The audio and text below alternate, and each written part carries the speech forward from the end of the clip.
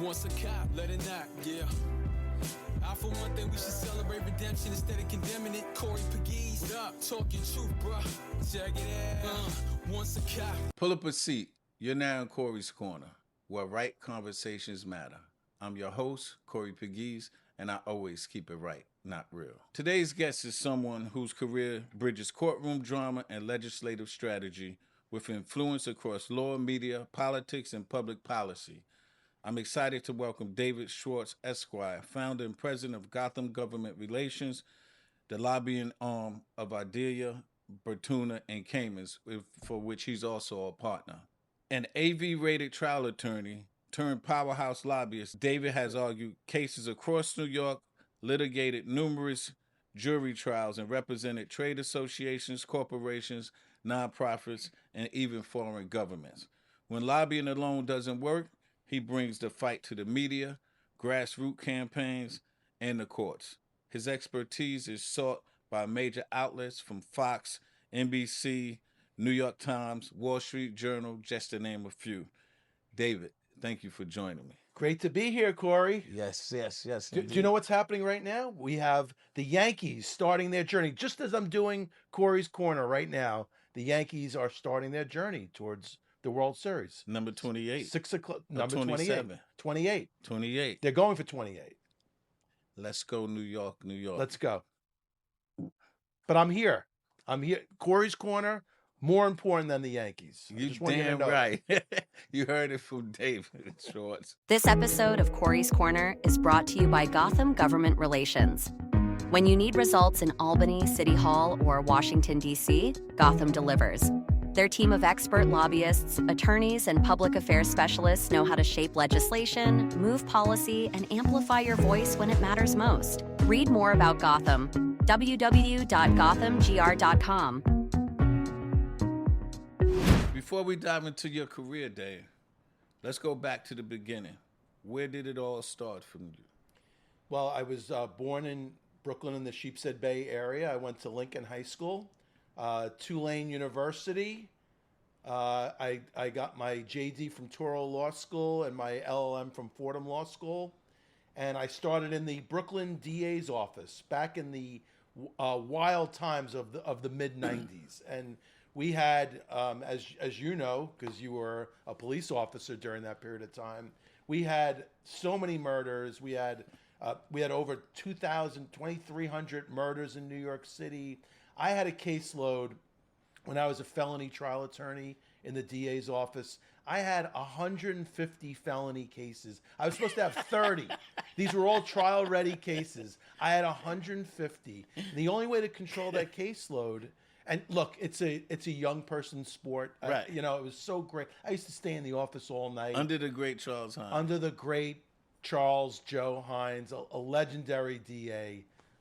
He was a mentor to me, Joe Hines. But I was only supposed to have 30 cases in the felony trial bureau. I had 150. That's amazing. And basically, the cases that had victims, I put in the front of my filing cabinet. And back then, it was a filing cabinet, right? It wasn't all this electronic stuff, right? You had physical files, and then the cases, the straight drug cases, the straight gun cases, they were in the back of the filing cabinet because there were no victims there. Right. So if those cases went to trial, I would prep it in a day, and I would go to trial. It was pretty amazing times back then. Wow. You began your career, as you said, as an ADA in Kings County and later shifted to private practice and lobbying. What personal professional experiences led you to make the transition? Other than being overworked with 150 caseload. Do you know what 150 caseload is? And that was just your caseload. That was my caseload. That wasn't your partner's. The other ADAs. No, that was my personal. No, we had thousands of cases. We had, over 100,000 arrests in Brooklyn every year. Right. And those 150 cases were trial-ready cases. So on any given day, I had like 6 or 7 cases ready for trial. Luckily, I had a great judge, Judge Abe Gurgis. He was my assigned judge in the red zone in Brooklyn, which was the 7-5 precinct, the 6-7, I worked the red 6-3. zone. Yeah. So and Abe Gurgis would let me know which cases he felt would go next, which was a huge help. So what me. about all of these wusses now, these ADAs? They're crying, bitching, and moaning. They got like 40 cases. They probably got 50 cases, let's say. And all the citizens in New York City is saying it's so crazy. And I always say one thing about crime, you can't hide the bodies. Last year, New York City had like 323 homicides. Right. What did you just say? How many homicides? Back then, we had like 2,300, I think we were up to. So let me just tell the citizens of New York City, stop crying, bitching, and moaning, talking about we going back to the 90s. It's over. It's not there no more. Absolutely not. You know, things are pretty good compared to the way it was back then. We have different types of crime now. I think we have more random crime. We have, people walking in the street and you get hit over the head with a bottle. Like, right. It's kind of random crime, which is scary crime. Mm-hmm. And we got a lot of electronic crime too. We have a lot of electronic crime. Back then, Fraud. you'd have a gun held to your head, but really, your watch would be robbed, your wallet would be taken, and the robber would go away. Right. Now now it's just, it seems much more haphazard now. Over your career, you've handled and tried many criminal and civil cases, including high-profile ones. Which case or cases are you most proud of, and what lesson or lessons from those do you use today in your lobbying work? I'm proud of all the cases because every case is tried with passion, aggressiveness, and it does morph into the lobbying work. Because whether we're advocates in the court of law or advocates in the court of the legislature, I view that as a court, or the court of the executive branch, whether it's the governor's office or the mayor's office, we bring that same passion that we have in the courtroom to those branches. I love the Antonio Casanova case that I tried. I had everything against me. It was a case back in the late 90s, circumstantial case. He was a doctor from the Dominican Republic. It was in the news, accused of burning down his building and killing somebody in the building. And they built this circumstantial case, and I worked day and night on the case. I won the case. I had the judge against me. I had these two DAs who were brutal. They were beating me up all trial. But the case taught me a lot about being a criminal defense attorney. It taught me that you just got to keep moving the ball forward, even though you get beat up during the case. Mm-hmm. And and the judge was beating me up. I won't say who the judge was, but the judge was beating me up during the case. She looked at me at the bench. She goes, "You think this jury buys your BS?" And I said, "Yeah, I think they do, actually. I think they like me a lot." And it turned out they did like me a lot. But you never know. It taught me. So in this case, the jury sent a note back that they were deadlocked, 10-2 in my favor. I didn't get the note, and I saw the judge was very upset. Then they came back 11-1. And then they came back that I got an acquittal on the case. And I was thanking the jury after the case, and I thanked this woman. She was a teacher, and I thought for sure she was on my side because of the body language of her. I thought she was on my side. Turned out she was the one holdout, and she said, "You're a piece of garbage. Your client's a piece of garbage," and she was really giving it to me good. And I still thanked her for serving on the jury, and it just taught me a lesson that you never know who the jurors are. Jurors have poker faces. The art of picking a jury, cases are won and lost in jury selection. And you just never know who's going to be on that jury. And this is not a perfect system that we have. And sometimes the case depends on who the jurors are, who the judge is. And that's an unfortunate part because everybody deserves a fair shot. But it really depends on the circumstances of the case. Well, so just for complete transparency, because I don't want people to go on my LinkedIn, my social media, you're going to see my last job or most current job is working for Gotham Government Relations. Right. I do work for Gotham Government Relations, so I just want to let everybody know that I don't be texting me and saying, "Oh, You bring your friends here. Everybody that I interviewed so far is my friends, but this is kind of like my boss. But I'm not your he's boss. not, he's my partner. But and I'm sure you'll give me a harder time because of that. Yeah, I got some nice dingers for you. I hope so. Yeah. Now, you've earned top peer recognition, like I said, the AV rating, okay, Right.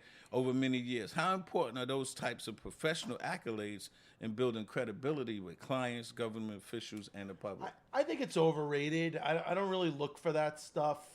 You know, who's to say who's a great lawyer, who's not a great lawyer? It's the clients.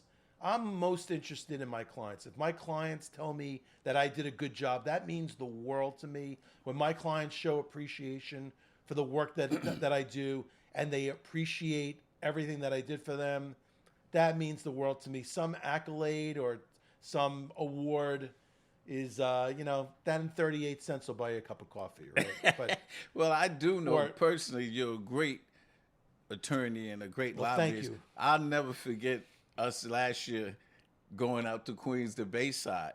Remember, we was in Bayside at that Asian place, the building. Oh, and I got into a fight with them in the middle of the street. That was funny. That was hilarious. We were out there. We had a great time. And all of a sudden, Corey looks over. I'm in the middle of the street with the guy. You're like, what happened?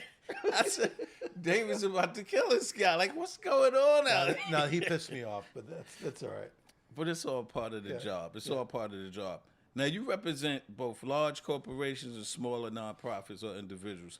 How do you balance or reconcile potential conflicts between very powerful clients and those with less political or financial clout? We always do a conflict of interest check in the law firm, both on the law side and on the lobbying side. You can't represent clients that are on either side of a bill. Sometimes it gets a little gray, where you have two clients. They may disagree on one bill, and then they agree on some other bills. So you have to weigh each one separately, and of course, fully disclose to the client that there may be a conflict with another client on a particular bill. But it doesn't happen too often. On September 26th, I'm going to read something. Mayor Eric Adams was indicted on bribery, conspiracy, wire fraud, and campaign finance charges, including allegations of accepting luxury travel and pressuring city agencies for foreign interests. He pled not guilty. In April 2025, Judge Dale Ho dismissed the case with prejudice, preventing it from being refiled. The dismissal was controversial. As the judge noted, it was not a ruling on innocence and came after the DOJ directed prosecutors to drop the case, prompting several resignations. Given the unsealing of the indictment against Mayor Adams, allegations of luxury benefits, foreign influence, and pressuring city agencies, and its ultimate dismissal with prejudice, how do you assess this? The strength of the case as it was charged, we know it was thrown out, and whether the dismissal sets a precedent for future corruption prosecutions, and what message does this send about accountability and the balance of power between federal prosecutors and elected officials? Those are great issues, but I think the case is bullshit, if you ask me. I think it was a complete disgrace that case was even brought in the first place. When you analyze each portion of that indictment, the favors done for the Turkish embassy not coinciding, and the favors done is when he was borough president, and then taking getting upgrades on certain airlines and trying to connect the two. You have to have stronger evidence when you're indicting a borough president or now a mayor for certain acts. I thought that was complete nonsense. The bribery didn't match, nothing matched, and yeah, certainly, there may be there are theories that when President Trump got into office, that somehow there was some influence there, but there's no proof of that. The case was a nonsensical case. I think people analyze this case, and you have to have a lot more when you're indicting an elected official. I believe so, because it gives the appearance that the side that's not in power, may get indicted, and it's not, I'm a political nothing. I'm not on either side. But I think the James Comey indictment was, and I hate to bring that up, that was horrible too. So I think that was just as bad as indicting Mayor Adams. You have to have real evidence, like the Menendez case. That was real evidence. Right. There were gold bars in his refrigerator, in his freezer. There was everywhere. Yeah, everywhere. He took bribes. He wasn't even secretive about it. The gumption of some of these elected officials that they feel that they're entitled. These elected officials that use insider information to increase their stock portfolios just because they're in Congress. That's a disgrace. And I'm happy that there's a bipartisan bill to stop that in Congress. Can you believe AOC was standing there with the Republicans for this bill? Yeah. And they're gonna pass a bipartisan bill. I think that's great when both sides could get together like that. But getting back to Mayor Adams, where politics comes in, it is bad precedent. But to indict him for those types of charges was bad precedent also. It was political. They knew he was running for office. They knew he was running for re-election. And I believe it's just, we're going down a slippery slope right now where you prosecute your political enemies. And I think this is so dangerous for this country. It has to stop. I was hoping President Trump would be the mature one in the room. I was praying he would be, but he's now doing everything to the other side as to what was done to him. And that is so horrible. Well, that's why I'm glad you're on Corey's Corner to clear up a lot of that information. Now, being that this show is taped and it'll be released in a couple of weeks, there was a bombshell the other day. Mayor Eric Adams suspended his re-election bid. He stepped down. What you think led to that decision, and what does it reveal about the current political climate in New York City? First of all, I'm disappointed. Well, I'm happy. Let me start over. I'm happy, based on the politics of this election, that he did step down. Because, and I run a polling company as well, Gotham Polling and Analytics, and we're one of the major pollsters that have done analysis on this race. In fact, we have some more analysis on the primary coming out this week, where we teamed up with AARP for analysis, and then we have another poll coming out in 3 weeks. So I'm happy he resigned from the race based on the numbers, because he wasn't getting past 6, 7, or 8%. Right. And he was taking away from Cuomo. He was taking away from Sliwa too. So we have to get people out of this race. So from that standpoint, I'm happy. I'm very disappointed that he didn't gain more traction, because I think he was a very viable candidate in this race. Yes, there were scandals. Yes, there were indictments. But there was also a lot of good news from the Adams administration. I think crime went way down under the Adams administration. I believe the end of de Blasio was a disaster. He took over a disaster. He had the migrant crisis, which he got through. And tourism is at an all-time high. So the economics of the city are doing pretty good under the Adams administration. All right, pushback. So the last 25 years, every mayor could stand in front of the camera and say crime went down. And as a matter of fact, I'm pre-Comstat, post-Comstat. So the last 25 minutes, so every time I see a mayor, like I see Eric all the time, we got the lowest crime in history. Well, yeah, because you just said, Mayor, de Blasio had it. When he had it, it was the lowest. When Bloomberg had it, was it Giuliani? Giuliani had the best. Remember, he was getting 40% decreases. Now when they say crime is all the way down, they're talking about like 4 and 5%. Right. It's not even a big, to me, that's nothing. Now you said that. So also the other pushback is, he is doing some good things, or have been doing some good things, but with all the minutia, 27 members of his administration arrested, indicted, had to resign. 4 deputy mayors walked out the door in one day. But I'm smoking cigars, I'm drinking Hennessy. What the hell is going on? He has taken the mayorship somewhere that's unprecedented. I understand that argument. So what I'm saying, Dave, that overshadowed. I mean, I know he's doing good things. It's a shame. I know the schools. He's doing some good things. He did a lot of good things, but he did so much buffoonery that you can't see. People can't see He past hired it. a lot of amateurs. He hired a lot of not so great people. We have more news coming out. So, but in his recent hires, he really did get it together. You know, he's got Tish running the police department. She's getting good grades from most people. He made some Randy Mastro. He's made some real professional hires in the last year. Well, apparently you're right and I'm wrong, right? Because the numbers show it. But I'm disappointed in those numbers because I think he's doing a better job than what those numbers show. With that being said, now you mentioned Giuliani. I want to be on record here. That's when I was an ADA in Brooklyn during the Giuliani years. Brooklyn was finished before he took over. You were a police officer. We was a part of the. He was the most, and I don't care what people say about him now. And yeah, he brought a lot of it on himself. I think he's such a sad case, but he was the most effective politician of my lifetime.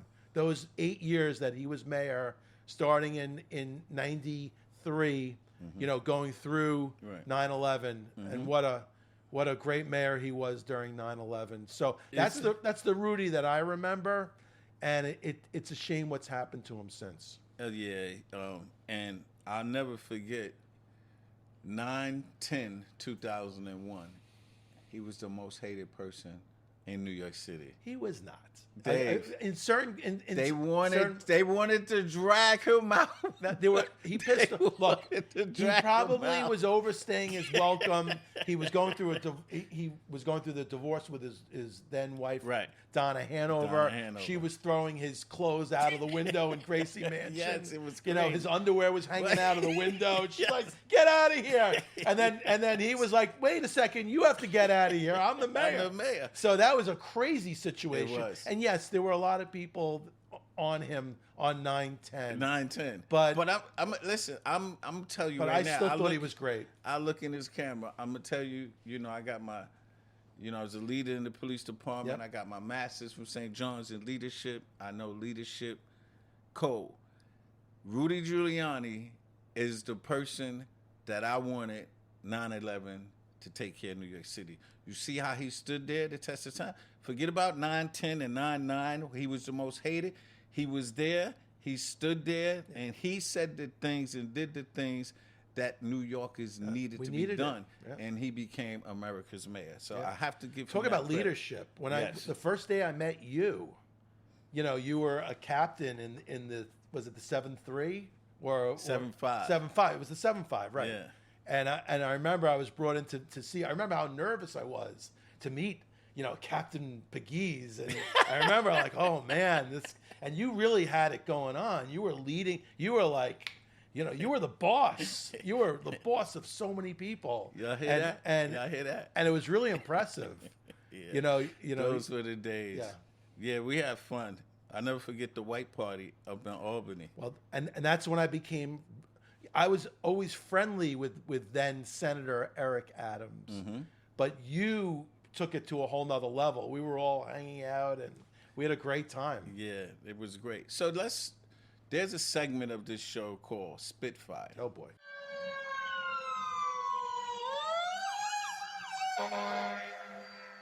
Great. It's a fun game. I'm going to ask you some rapid fire questions. You give me one word answers or yes or no. All right. You ready? I'll try. I'm not. All right, go ahead. Let's go. I like to prepare for things. You can't prepare for Spitfire. All right. Because the producer makes the questions. I don't even get them until the day of. Okay.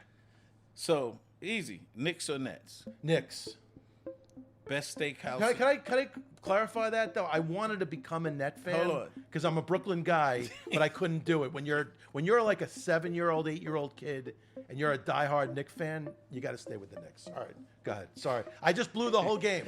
Best steakhouse in New York City? Peter Luger's. Dream vacation spot you haven't visited yet?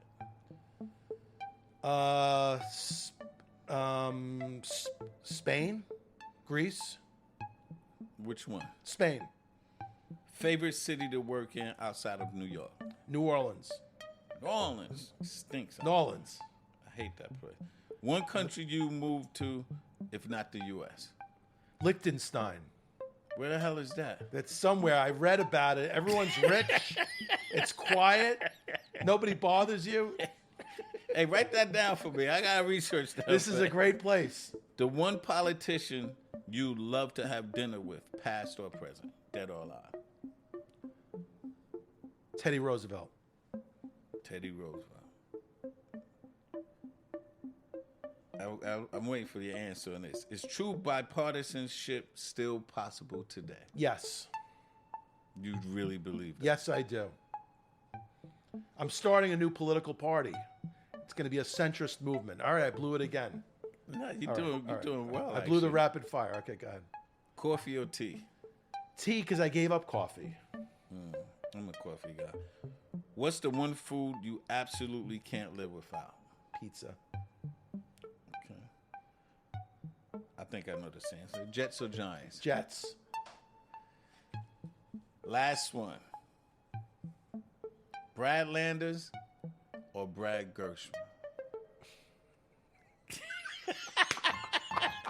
I'm not allowed to talk about that. But no, I'll take Brad Lander. He's going to be a very important person in the next administration, probably, if it is Mondami. Well, thanks for participating in the Spitfire round. The last one was a good one. It was a good one, right? That was a good one. You're not sweating no more, right? It's over. No, it was easy. That was easy. I was expecting tougher questions. Yeah, that was easy. So that brings us to the end of the Spitfire round. Before we keep going, I want to pause for a moment to remind the listeners, if you haven't picked up my book, Once a Cop, it's out everywhere in Barnes & Nobles in America and in Canada. And for the visual learners, the book is an adaptation on Hulu, and Apple TV is streaming. It's a movie feature documentary called A Cops and Robbers Story. Both of them take you behind the headlines. Go check them out. It's excellent. Now, a word from our sponsors. Okay, I want to talk about advocacy for a second, because advocacy is the more broad, general term that incorporates government relations and lobbying, but it doesn't necessarily mean the same thing. You could be an advocate. I'm an advocate. I'm an advocate in the court of the legislature. I'm an advocate in the court of the executive branch. I'm also an advocate in the court of law and an advocate in the court of public opinion. Those are all the different courts. So you could be an advocate without actually doing lobbying government relations work.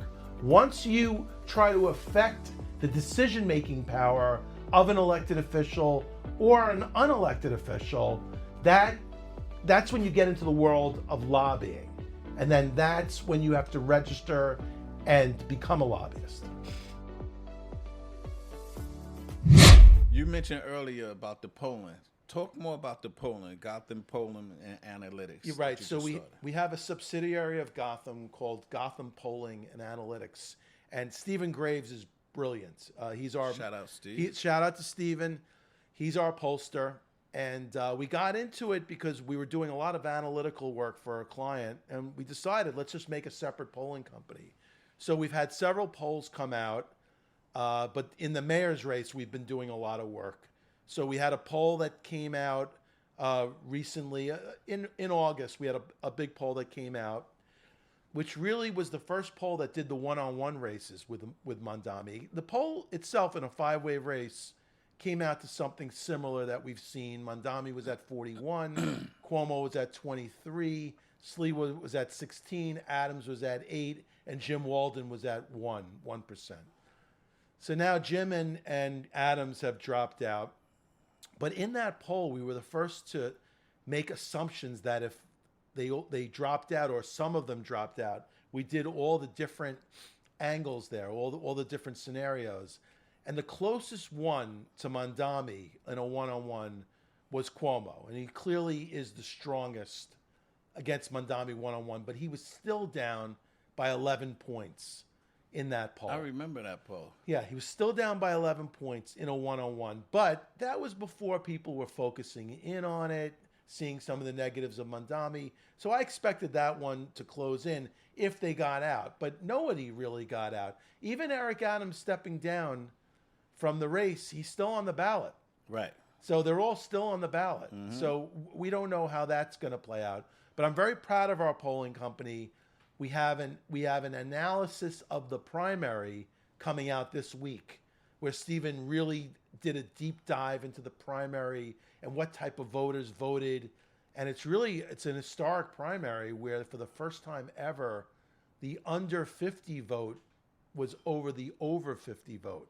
So the under 50 vote came out to like 51% of the electorate. Right. Now, I don't expect that in the general election. I expect the over 50 to be back towards 58, 60% of the votes. And that'll make the race probably a little closer. But that was the first time in history. There were a lot of factors. Mondami was bringing out a lot of young people, but also it was 105 degrees on primary day. So that kept a lot of older voters out. But you're going to be seeing a lot more polls from Gotham Polling and Analytics coming up in the future. And we have another poll that should be hitting, probably be out late October, around October 23rd or so. So we don't have to keep hearing the Maris poll anymore, huh? No, and believe me, we're much more accurate than they are. In every poll so far, we did the congressional races last year. We were more accurate than a lot of them. Well, you know, growing up in New York, Quinnipiac and Maris, you hear those are the only two polls you pretty much hear about. But now you're going to hear about, and you've been hearing because we had an exclusive in the New York Post. This last poll that we did, Gotham Polling and Analytics is on the scene now. Okay, and we think we could do it better than anyone. The same way that we felt with the lobbying firm. We created a lobbying firm because we felt we could do it better. Okay. Now, your bio cites stopping no-fault insurance fraud and stopping illegal cigarettes, for which me and you work together on, as particular areas of advocacy. What are the biggest remaining hurdles in those two fights, and what strategies do you believe remain underutilized? Fights. Those are fights that just go on and on and on and on. In a perfect world, we would win both those fights because they're logical issues. Who wants the city flooded with illegal cigarettes where they're paying no taxes and they're pushing out the legitimate stores? You know, we used to have 10,000 retail outlets that sold taxed cigarettes. Now we have about 4,000. I forgot. You used to have a cigarette company. Well, yeah, I was involved in that many years ago. Many years ago, yeah. But and that's how I got involved politically with all these issues. But the bottom line is it's a silly issue. It's a legal product, and it should be sold legally, and the government should make its money on it, right? We're losing billions of dollars a year due to these untaxed cigarettes. They're coming up the I-95 corridor by the truckload, illegal, untaxed, and they're flooding the streets of New York, and no one's doing anything about it. It's very unfortunate. And, you know, my argument from a law enforcement perspective is if you don't legalize it, the underground is going to explode, and cocaine dealers will not exist no more because they're all going to sell cigarettes because it's not a crime to sell an untaxed cigarette. Right. I'm going to be selling cigarettes. If they ban cigarettes, I'm telling you, I'm selling cigarettes. Anybody want to join my gang? Come on. Because if I sell $1 million worth of cigarettes, you know what my fine is?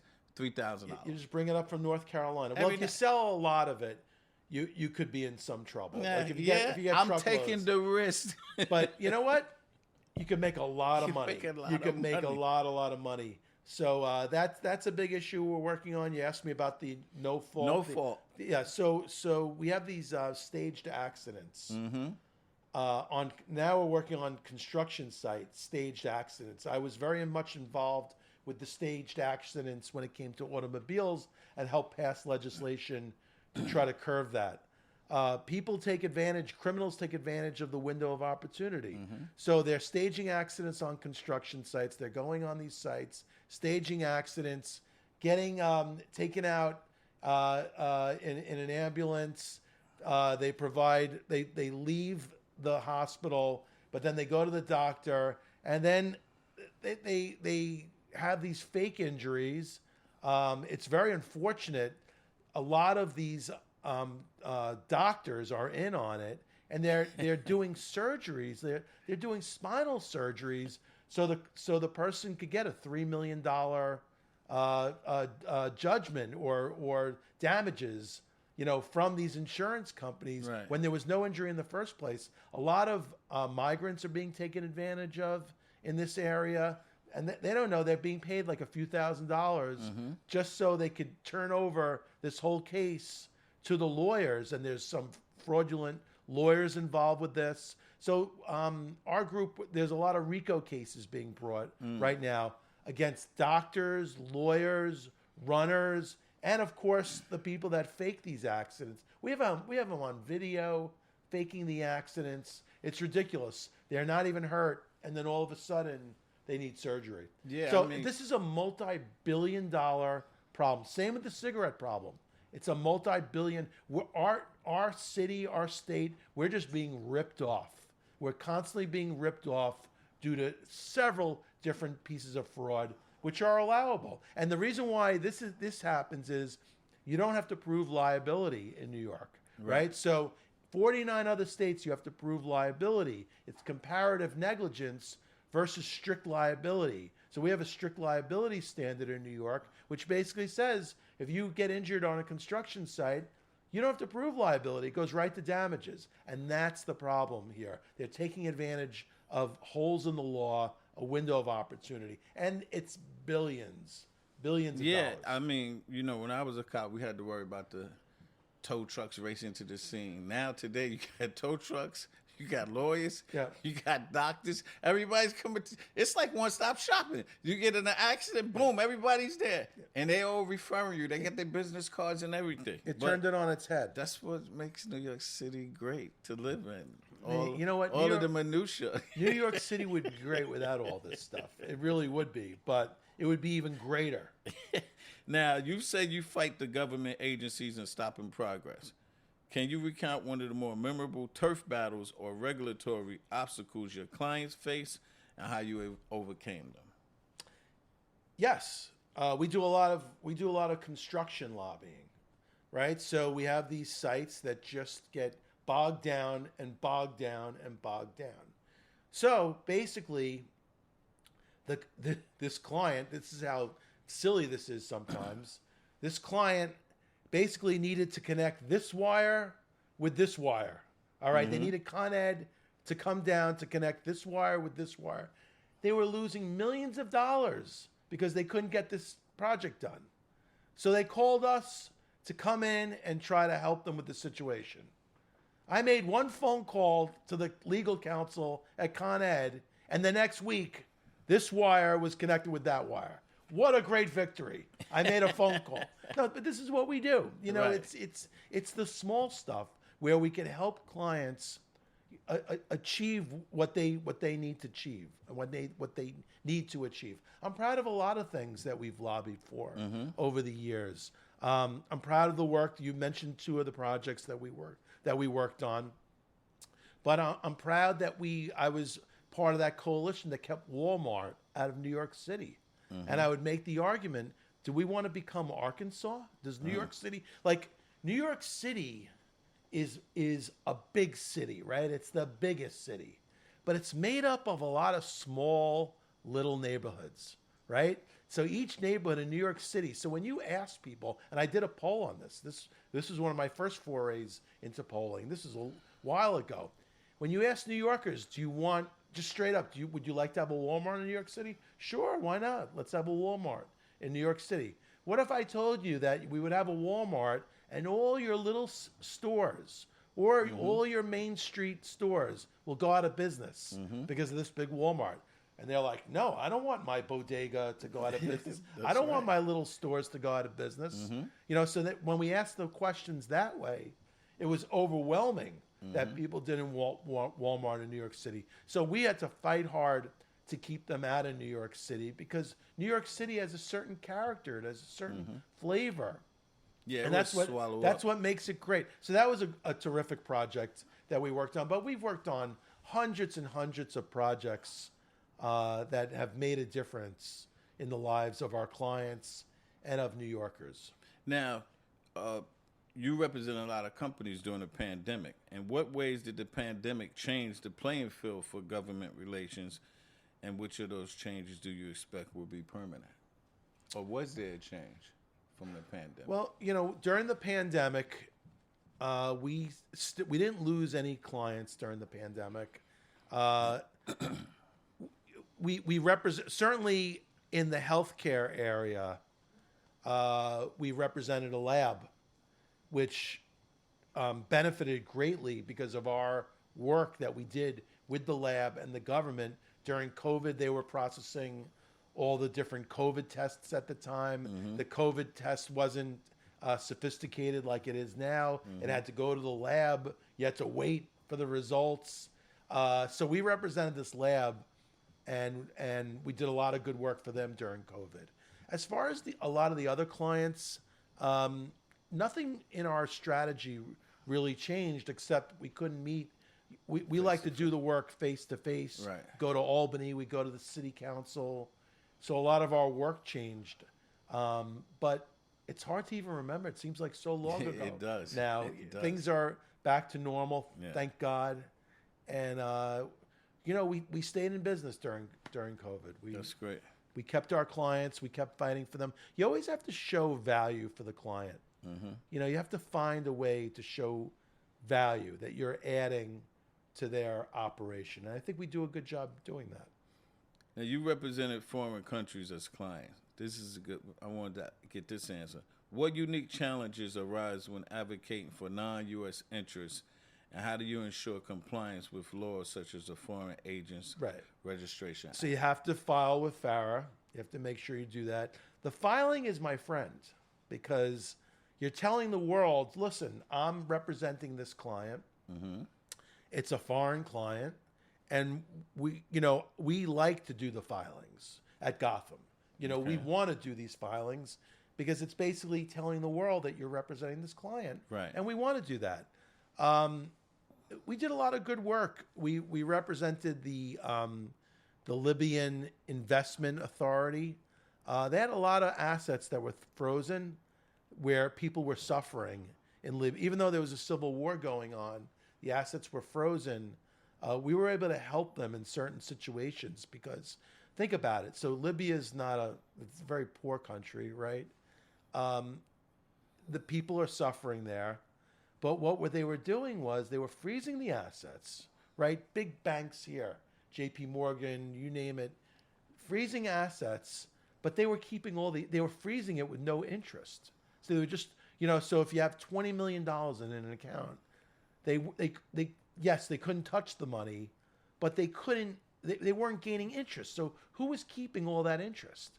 And now, now go to the fact that there were billions being held. How much money were the U.S. banks making off of these frozen assets, where they were giving no interest, zero interest? Mm-hmm. So that was one of my big arguments, is that, okay, the money's frozen, but it should at least continue to earn its interest rate. Right. And they weren't allowing that. So we've been fighting banks a lot. I represented Fethullah Gulen, the Turkish opposition leader, and they had a lot of their bank accounts stolen. Fethullah Gulen, believed in democracy. He believed in equality. He believed in women's rights. He believed in rights for all. He was an amazing person. He was in the compounds here in Pennsylvania. And then they had all their bank accounts frozen also, because the current Prime Minister of Turkey, President Turkey, Erdogan, that's his mortal enemy, and he was freezing. They had schools all over the world that we represented in that situation. We did a lot of good work for the Gulen movement. I'm very proud of the work that we did there. Okay, you served on the New York State Commission of Judicial Nomination. Mm-hmm. What's your perspective on the polarization of judicial appointments, and how could the process be improved? We had the right process. So on the Commission on Judicial Nomination is a New York State constitutionally mandated commission. You get various appointments. There are 12 people on the commission, and you pick the judges for the New York State Court of Appeals. So judges judges or non-judges apply from all over New York State, We go through all the applications, and basically we have to nominate, if it's for an associate judge of the Court of Appeals, we have to nominate anywhere from 3 to 7 judges. And then the governor chooses from our list. Right. But, there are a lot of legal wrangling there. We go through their applications. We interview them. It's a good process. Mm-hmm. The worst is seeing a judge running for re-election. Like, who knows who they're electing their judge? It makes no sense. Mm-hmm. When you see the person running for judge, especially in battleground counties like Nassau County, here in New York City, it's predetermined pretty much by the party bosses, which brings problems in and of itself. So I think our process, the Commission on Judicial Nomination process, is the best process for choosing judges in New York. Some of these, now that's just for Court of Appeals. So for appellate division, I think it should be the same process. Right now, the governor can choose pretty much anyone he wants to put on the appellate division. So you hope that the governor will pick qualified people for the appellate division. Right. But for Supreme Court, you have to run for that position. So if you're in Nassau County, you're out there campaigning to become a judge. Right. Nobody knows who they're electing their judge. I think that's a silly process to have to be elected judge. Right. Let's talk about mock trial teams. Oh, let's talk about it. Let the people know about mock trials. This is a big deal. I know. Congratulations. Thank you. You just won for Nassau County. We did. Right? You just won. So tell the people about mock trials. I love mock trial. I love mock trial. So I am the mock trial coach of the Wheatley School that's in Nassau County. That's in the Roslyn area of Nassau County. And I love teaching these kids how to try a case. That's such a thrill. So the mock trial, New York State runs a mock trial competition. It's through the New York State Bar Association. They give us a very convoluted fact pattern, with nuances. That's the fun part, is catching all these nuances. We have criminal cases, we have civil cases, and basically our mock trial team consists of a plaintiff's, well, let's say it's a civil case. There'll be a plaintiff's team and a defense team. There are 3 lawyers on each team. Sometimes they could be the same And these lawyers. are high school kids, High school kids. Right. High school kids, 8th grade and up. It's amazing. It's amazing. And then the witnesses, we have 6 witnesses. But again, you could have anywhere from starters, 6 to 12 people, because the people on the plaintiff's team can also be on the defendant's team. So each week you have a different trial. You're told if you're the plaintiff or the defendant. So we're preparing 2 different teams on the same fact pattern, looking at the same, and each issue in the fact pattern could be argued either way. And we get these kids prepared, and by the time we get into the later rounds, and my team almost always gets into the later rounds, because I'm not really good at many things. I'm really not. I'm a damn good mock trial coach. All right? I'm terrible at almost everything, except for the couple of things that I do. Right. Right? I'm good at a few things. Right? I'm a good dad. I'm a good husband. Right. I'm good at lobbying. And I'm good at trying cases. And I'm a good mock trial coach. After that, I don't know where we go with it. I'm just good at 5 things. And it's a lesson on life. You could be so unskilled at everything, right? Which I am. But if you could be good at just a couple of things, you're good. So my mock trial team always does well. And I take great pride in it. And by the time we get into the later rounds, the team doesn't start out that great. Right? No team does. Right? So they build momentum. They gain momentum through the year. So last year we went 9-0. 9-0. Nice. And we beat so many qualified schools, but we just kept winning. I'm sounding like Trump right now. Winning. And that's what we did. We don't do anything but win. But I love this team. I love the kids. I just love, what can I tell you? I end up, we practice in my house a lot, or we do it on Sundays, because that's really the only day I'm free. Right. We do it Sundays. The kids put so much work into it. I put so much work into it. But it's a labor of love. It's my community service. It's good. I do some other community service, but that's my main community service, is giving back to these kids. And I just love coaching them, and especially when it all comes together. And you could see when they're in court arguing these cases. Okay, so the cases involve the real rules of evidence. So they apply the rules of evidence. They try the case. We do an opening statement. We do the direct examination of witnesses, cross examinations, closing arguments, and the legal arguments. That's where we're the masters of the law and masters of the facts. That's what I tell these kids. You got to be the master of the law. And they know the law so well. And I get on them. I get, it's not everybody wins a trophy with me. Right. Some think I'm a little bit too tough on them. I get really tough on them because I want them to know the law. Right. And I want them to win every legal argument because that's what they're being judged on in court. It's not whether or not the plaintiff wins or loses, like the case itself. It's who had the better performance. Okay. So the good judges will always say, look, if I were a real judge in this case, I'd rule for the defense. But if I'm judging on performance, and it's a whole point system, I judge for the plaintiffs. I know you want me to shut up about this topic. I could tell. He's like, how long is he going to go on about mock trial? I can't stop talking about it. So you got to just say, all right, shut up about the mock trial already. Because I can't stop talking about it. Eat the clock, baby. All right, Eat the all clock. right. No, I'm not eating the clock. I just can't stop. I could tell you about each trial. I could go into depth. But the judges sit there and they say, my gosh, these kids are better than the lawyers. And they are. They are. So it's safe to say that some of them turn out to be attorneys. Yes. And you've been doing it for a long time. Well, okay, so I've only been coaching official, because we had a legendary coach at Wheatley who passed away. But I'm the first, but in 2019, I took over the team as coach, as the attorney coach. We have a teacher advisor coach also as well. But since 2019, we've won the Nassau County Championship 2 times. We've been in 3 championships, and the school prior to that never won a championship. So I'm proud of you're doing good. I'm proud of the coaching that wow. With a career spanning trial work, lobbying, media visibility, and volunteer commitments like mock trial, how do you manage stress, maintain balance, and avoid burnout? I think I'm much better at it than I used to be. I'm able, I meditate, I breathe, especially if I'm on the train. I try to meditate. Yeah, me too. And breathe.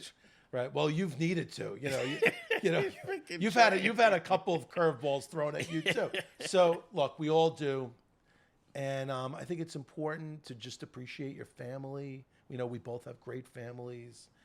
And just appreciate the world in which we live. Every day that we're here and we're able to talk and have a conversation, have dinner and laugh, that's a great day. No matter what's going on in the world, no matter what's going on with the cases or the lobbying work. And I must say, you have to have a great team around you. And we have a great team. So I have a lot of the things that would normally cause me stress, the small stuff. I sweat over the small stuff. We have a terrific team. Jackie takes care of everything that you could ever imagine. Joan. And so I don't stress too much about the work. If you're in a heavy duty trial, and I do a lot less trial work than I used to. Right. The trials are stressful, but they're also invigorating and fun. And you stay up all night.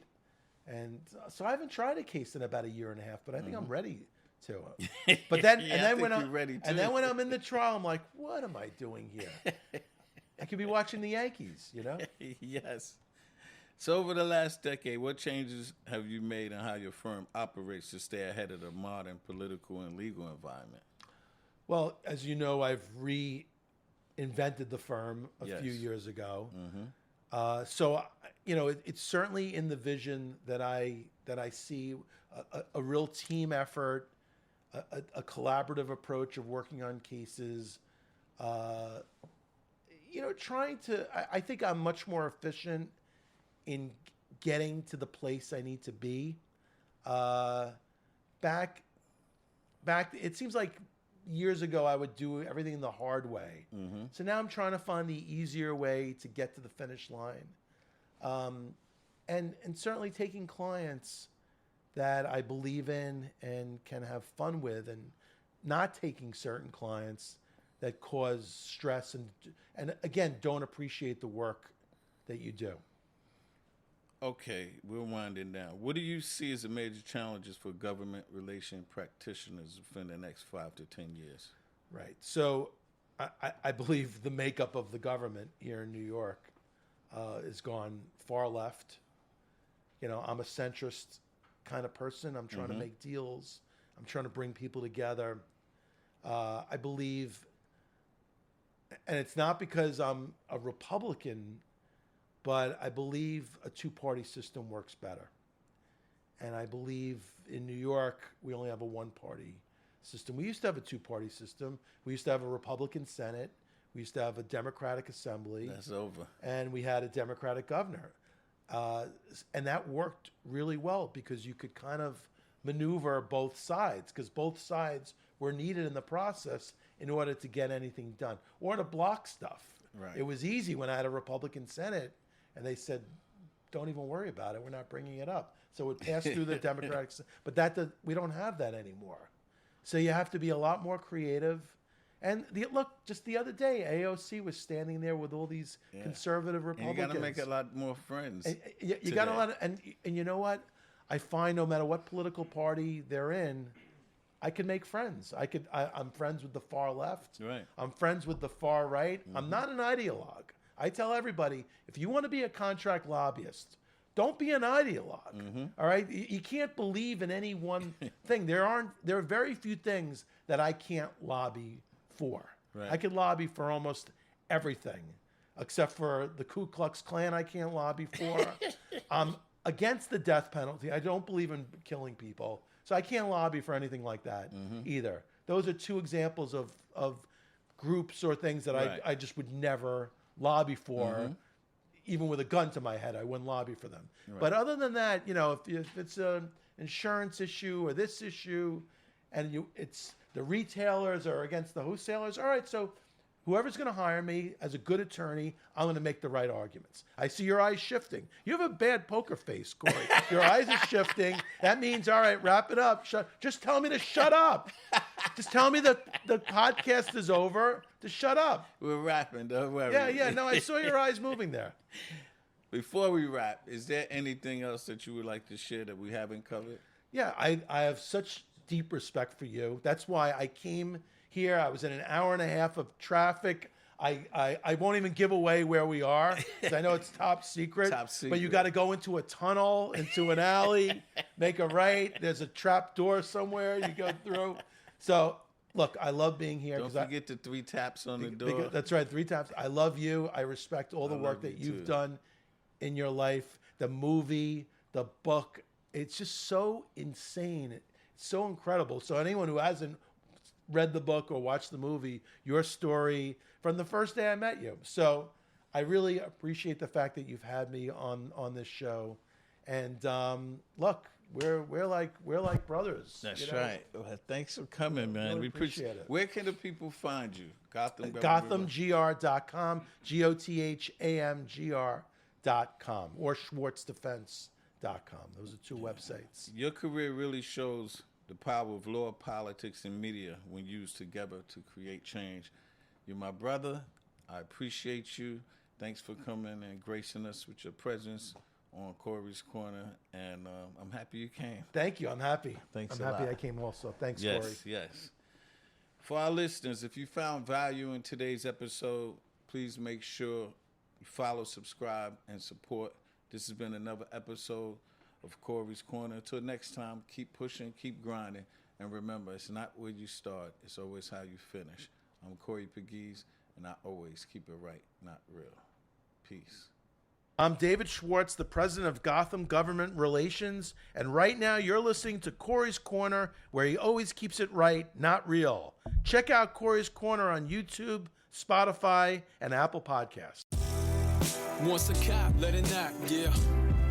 I, for one thing, we should celebrate redemption instead of condemning it. Corey Pegues, what up? Talking truth, bruh. Check it out. Once a cop.